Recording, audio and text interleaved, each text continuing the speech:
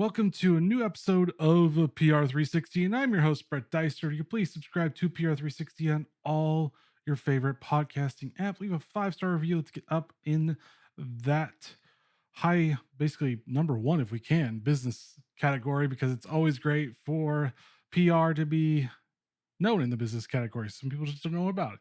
But, anyways, we're going to be talking about storytelling, content, the things you need to know to make sure that your boss is happy and that your business is doing well. I mean, it's both at the same time, but Vivienne It is.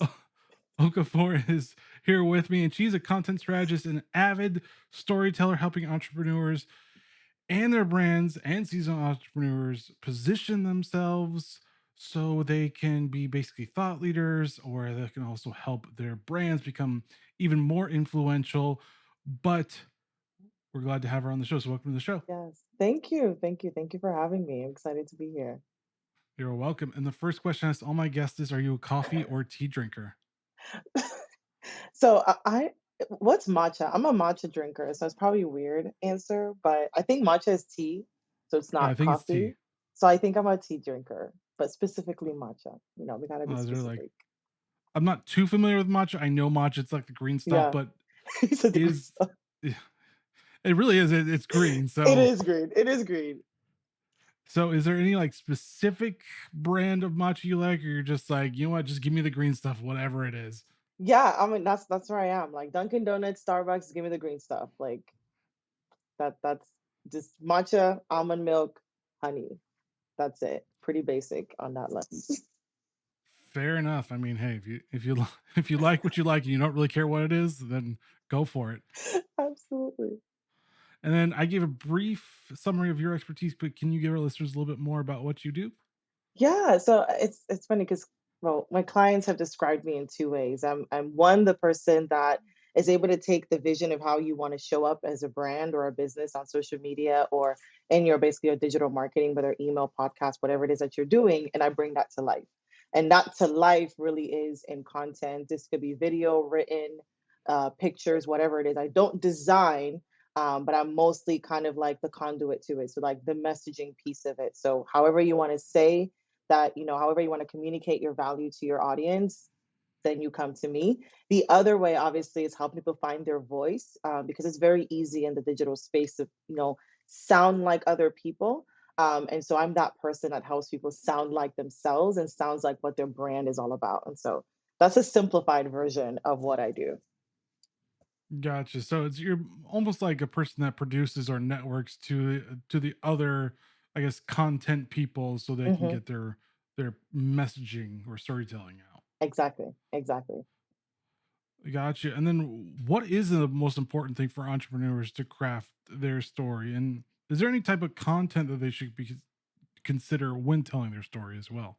Yeah, so I mean, personally, it always, and I know this sounds very cliche, and I think it was Simon Sinek that said it, but it's like starting with why. I think a lot of entrepreneurs need to start with why. Like, why are you doing this in the first place? Because it's less of, a motivator to convince your client, your customer, whatever you want to call them, to purchase from you, to buy from you, because that's the ultimate goal, right? To convert them.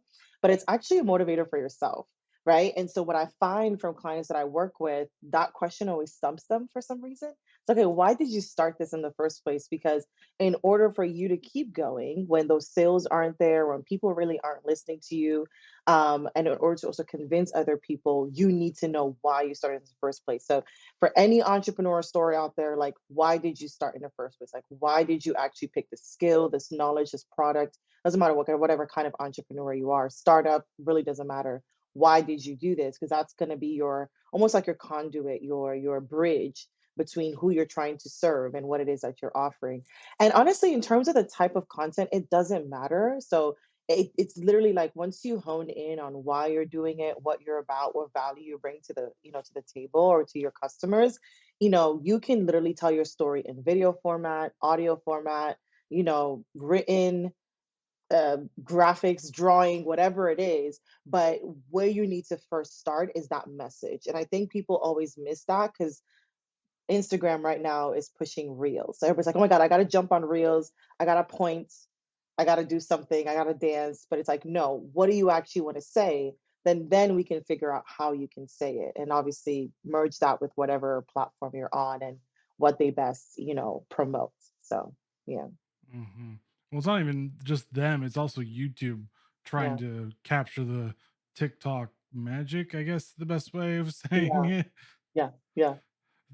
So, I mean, for that, why should they do like an ideation thing, or should they have a whiteboard, or should they have some like mind mapping thing to be like, why am I doing this? Yes, absolutely. So it's, I usually say like whatever really works for you. I'm a paper and pen kind of person. My husband likes to use a whiteboard. And so really would depend. So anything that is clear, and then you start out with, okay, why did I start doing this? Right. And then obviously the next story you go to is, when did I start? When did this idea to start come about? Because you have to understand that you're taking people on a journey, and so not only do they need to understand why you started it and why they should buy from you, but also when did you actually decide that this was the thing? And because that adds a little more context to why you even started in the first place. So the mind map obviously is like, you started with why, then you go with, okay, for when did I decide that this was going to be, that this was going to, what I was going to go into? What is it that I'm giving people, right? That's the value that I'm giving people. And then you kind of end with, okay, who is the person that I want to reach out to? Because at the end of the day, you are trying to either reach, it's like B2B or B2C, right? You're trying to reach another business, you're trying to reach an actual consumer, right? Someone's actually going to use your product, or a customer is going to buy your product. And so that mind map, it's almost like it's I like to call it almost like a funnel, or really it's like a straight roadmap. It's like why, when, what, and then who. And then basically do a good brain dump, and then kind of see how the dots connect, and the way you can then start communicating it. Mm. Is it almost helpful for entrepreneurs to almost do like a press release of themselves in that type of Mm, way too? yeah. Where, because press releases, if some of you don't know, is that you have the most important thing on top and then you have filler at the bottom. It's not important at the bottom, but the most important thing is to get the meat at the top. Is that just as much as just mind mapping? Is just like kind of writing just a like a 4 sentence paragraph about the what, when, where, why, and how? It seems like we're doing the journalist thing. Yes, yes. Well, that's the thing, right? So that mind map is your first step. So obviously, once you brain dump, a lot of the stuff that you're going to be putting out there is a lot of fluff. Then you can start compressing and simplifying and refining it to then go ahead and do a press release. But if you don't have like a full, like if you can't connect the dots, then your press release is just going to be a bunch of nothing. And you first, unfortunately, you might miss the mark in that first few paragraphs where you have to really grab the attention of people, even from your title. So when you go through that mind map, you not only will be able to get your title, but you also be able to get like, okay, what is the main point that I'm trying to drive to people that will set me apart from whoever my competitors are, whoever else in this field or industry is doing the same things that I'm doing. Gotcha. And then Yeah. is it easier or harder for entrepreneurs to tell their story? I mean, it seems like for all of us, it's harder to tell our own story. We're like, tell me about yourself. You're like, oh, what? What do you want to know? I think it's really hard. I think a lot of people, well, at least what I find from clients, is always a fear of like, how are people going to receive this? If I have a different opinion than other people in my industry, how are they actually going to receive it? Are people going to cancel me because we got cancel culture? Or I think one of the other things I see a lot is my story is not like grand enough. So like the reason why I needed to start this thing is not super grand, or honestly I just wanted to start this to make money. But again, there's substance in every story. And I tell people, especially people who come and say, "Well, I just started this as a side hustle. Like I just wanted a little bit of change on the side while I was working my 9 to 5." And my next question to them is always, "Okay, so why that skill? Why that product? Like why that idea?" Because there's definitely a story behind it. And so I find that outside of fear, it's also almost like there's a lot of assumption that what you talk about or what your story is not, it's almost like not good enough. It's like it's not grandiose to like capture hearts and pull strings and make people cry. And I'm like, not every story needs to make people cry. It just needs to be a story, right? I think the misconception is that people are trying to get as many people to cry. Maybe you get a few people to cry. Exactly. Or one person to cry. You don't have to get like a room full of people and be like, please cry. Please cry. This story needs to make you cry right now. Exactly, exactly. And so I that's again that perception of like I need like 1,000 people or 100,000 or 50,000 to hear what I'm about. It's like no, if one person hears it and relates to it, they can go spread the word to another person, and that multiplies, right? And I always tell people, I always tell clients, I'm like, think about like if you know one person is struggling with something and that's a story that you're telling because you have a product or a service, whatever it is that you're doing as an entrepreneur that solves that problem, think of that person times like 100, right? And so if you can reach that one person, know that there's so many other people that you can reach as well. And I think they also forget is that you have to niche yourself first before you Yeah, can grow. You can't just be like, I'm going to reach 100 million people. And it's like, well, how about the first five people? exactly, exactly. And Right. then what are some common struggles that when entrepreneurs face in building their brand? Is it the content? Is it the questions, or is it like a mixture of things, or is it their I guess imposter syndrome sometime? Yeah, I mean, I think it's a mixture of things, but I think where the struggle really lies is in the content. I think I think we've over the online space, at least from what I've observed, we've oversimplified certain things, right? We've oversimplified, like, and we've also kind of lumped a lot of different roles, like a marketing strategist or a content strategist and a mess. But we've lumped these roles into one and oversimplified the use and the relevance of these roles.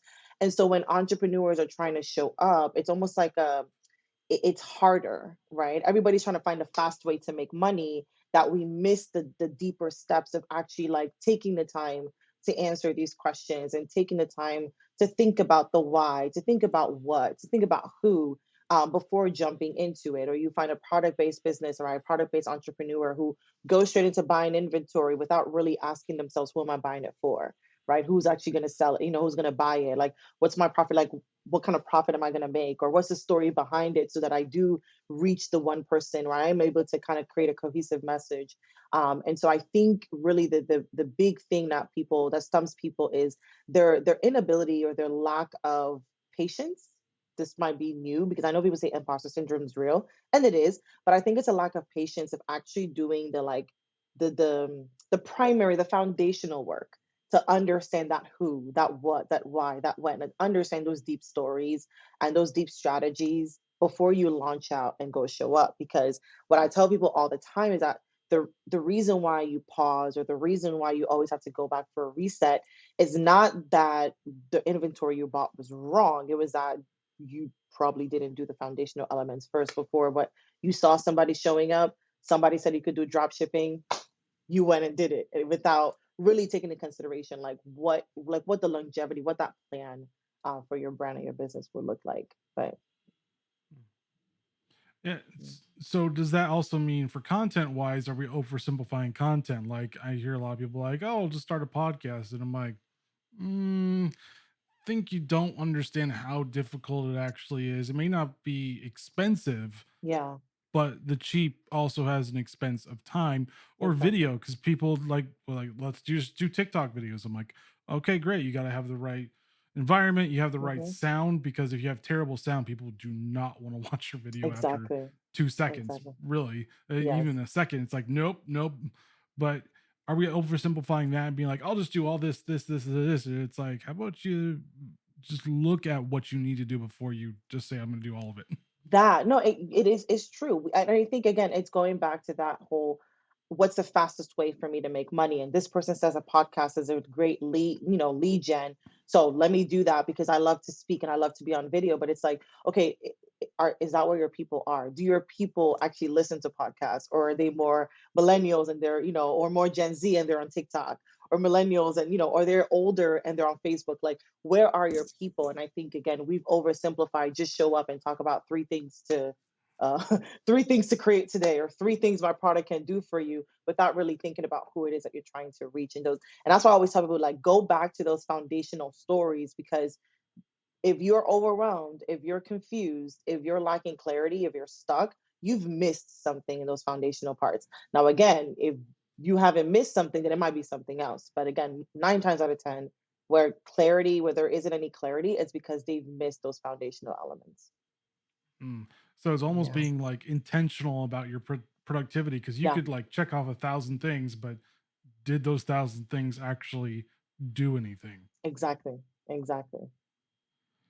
Gotcha. And then, is there anything else people should consider before starting the entrepreneur journey? I know people are like, I want to be an entrepreneur. And it's like, well, it's a lot of time, it's a lot of effort, a lot of rejection. Go to therapy and find Jesus. That's honestly what I would tell people because for me, I literally like, I mean, when I tell my story, like I kind of not jumped in entrepreneurship, but it was basically like not a mistake. People just started asking me a bunch of questions about creating content and like how to do it, and it just like stumbled into it. But when I started, the rejection, the stress, the imposter syndrome, the fear, all of the things, people's opinions.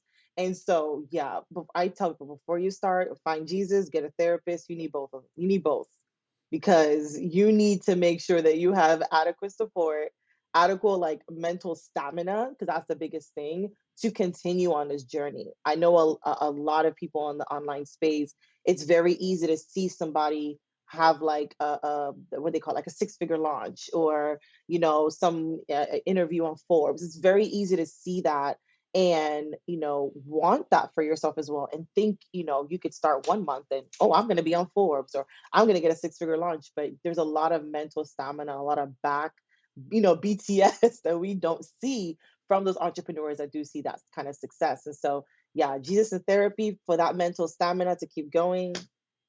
Yeah, that's what you need. That's what everybody needs.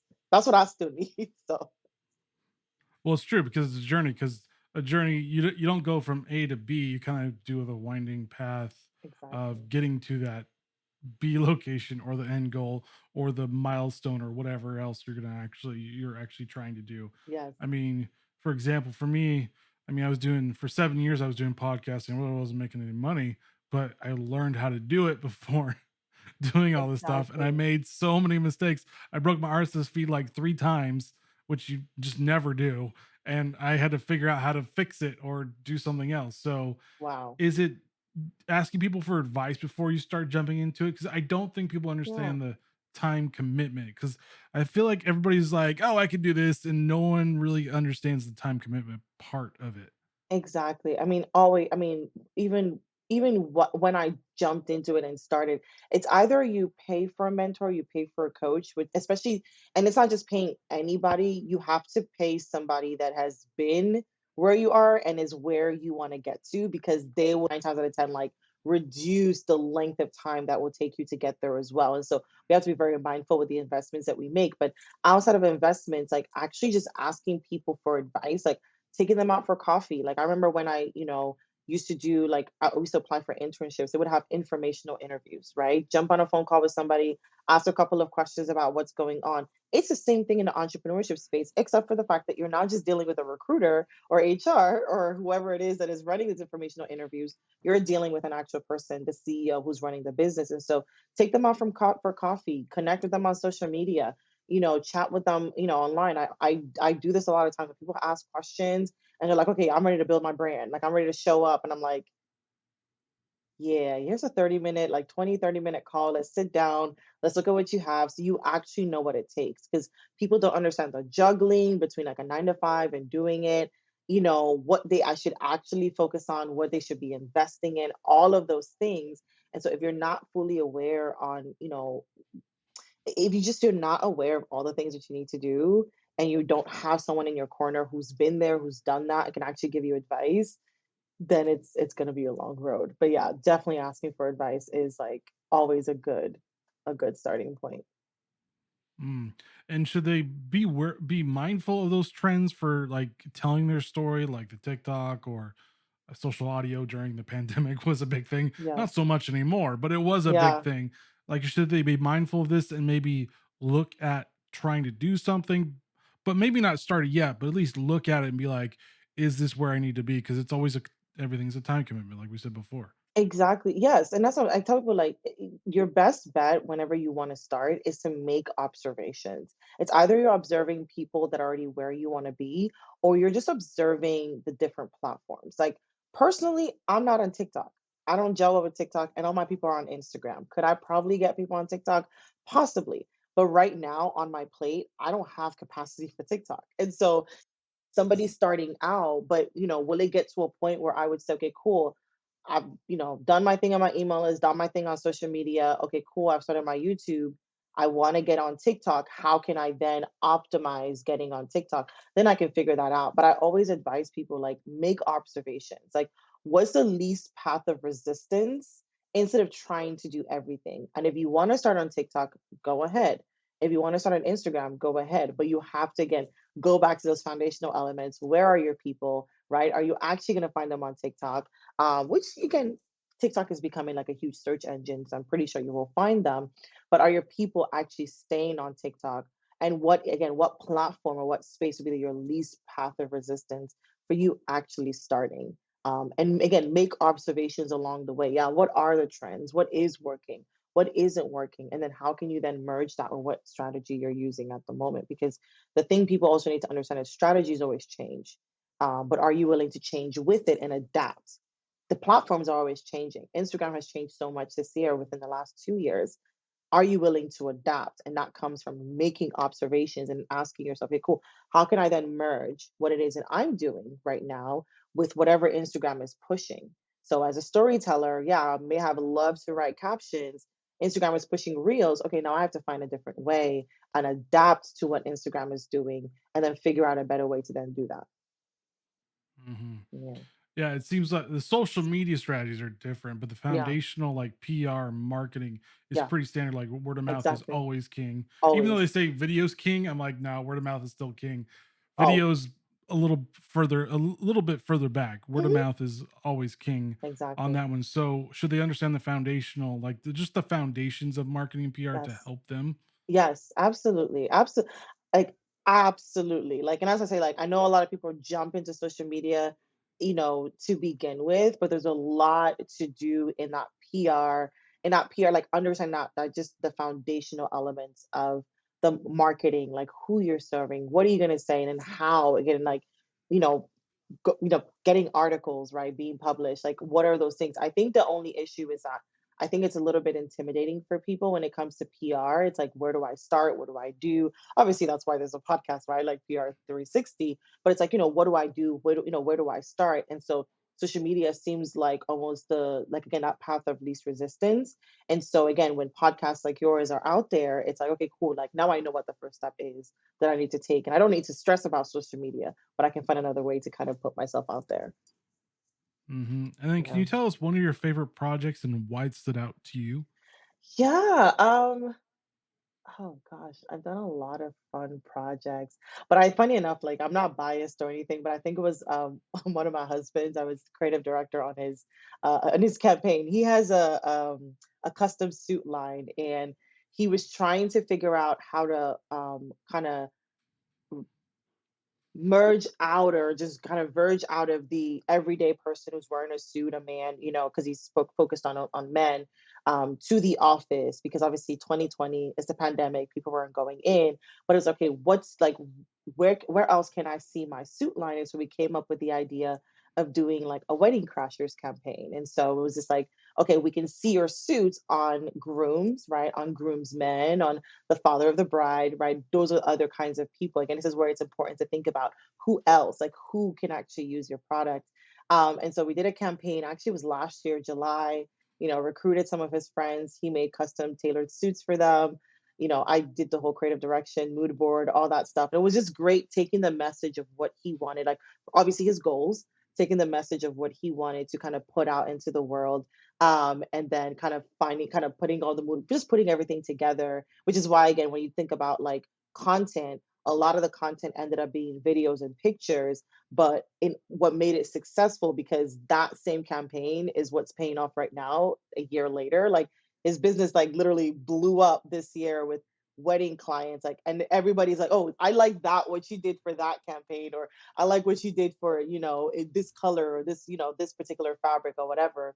But I thought it was super fun because it not only was a challenge for me, because I'm used to service based businesses, like people who are taking knowledge as an entrepreneur. And so this was completely different, but it was very fun and it really opened doors for me also to say, like, I actually enjoy helping product based businesses, but taking that goal and that message and saying, okay, where else? Like, okay, cool. We have this crisis almost. We have a pandemic. Nobody is going into the office as we know it. Now they are. Where else can your product actually live? And I think it was such a beautiful lesson on pivoting. It was a challenging lesson that has actually paid off. So I think for me, that was one of my favorites. Yeah, and then you had a lot of pent up demand for weddings too, because no one could get married Exactly. as No well. one's getting married. Exactly. Exactly. Now everybody's getting married. Like every weekend, there's a new client that he has, right? That is, some multiple clients in a month or multiple clients in a week. So definitely worked out in his favor. But that's the beauty of, like, again, instead of just like running and say, okay, what else? Let me just post a bunch of photos of my suits. It's like, let's actually think about who we're serving, what exactly this is why the foundational elements, again, going back to that, what are the foundational elements of what I want to talk about, of who I'm trying to reach and who's actually going to use my product or my service. And then, okay, how am I going to cater to them in the midst of whatever it is that is happening right now? So yeah. Gotcha. And then, fun question for you: being an expert storyteller, would you ever write a fictional book? um, I am not much of a fiction person. Well, I will say, like, I'm a big would I probably wouldn't. I'll most likely enjoy them. But I don't even know this author, pretty old author, Sydney Sheldon. I'm a big fan of like mystery, suspense, a little bit of crime, of just all wrapped into one. So I don't know if I would like have the patience to sit down and write a fictional novel, but that would probably be super cool. You could use a lot of your steps because basically writing a book, you have to like map it out and everything. So Exactly. I could probably map it out for somebody else and like, but I just honestly like it's really I probably would bring I'll bring all of it. It'd be probably super fun to write one because I'm the person when watching a movie who wants to know the end before the beginning. And so I will be able to formulate the end. Okay, I know this is how it's going to end. So no matter how gruesome this fictional book is in the beginning or in the middle, I know it's a happy ending at the end or an okay ending. Maybe it's not super happy. So maybe I should think about that. I should go back to the drawing board and think about that. all right. So where can people find you online? Yes. So my website is www dot I said www dot thevoguide.com. Same thing on Instagram. Same thing on Twitter. I'm not on TikTok.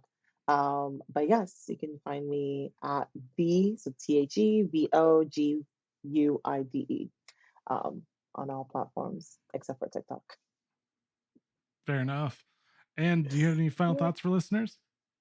Um, y'all do that mind map. Go back to the foundations. It's those foundational elements, once you really take your time with it, it takes less than 30 minutes, less than an hour, as long as you put distractions away to really flesh out those foundational elements of your story that will continue to pay off.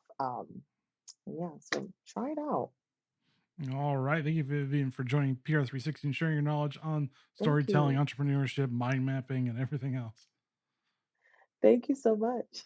And thank you for listening to PR360. As always, please subscribe to PR360 on all your favorite podcasting apps. Leave a 5-star review. Let's get up to that #1 spot in the business category. But as always, join us next week as we talk to another great thought leader in the PR industry. All right, guys, stay safe. Get to mind mapping your story and your brand story. And we'll see you next week. Later.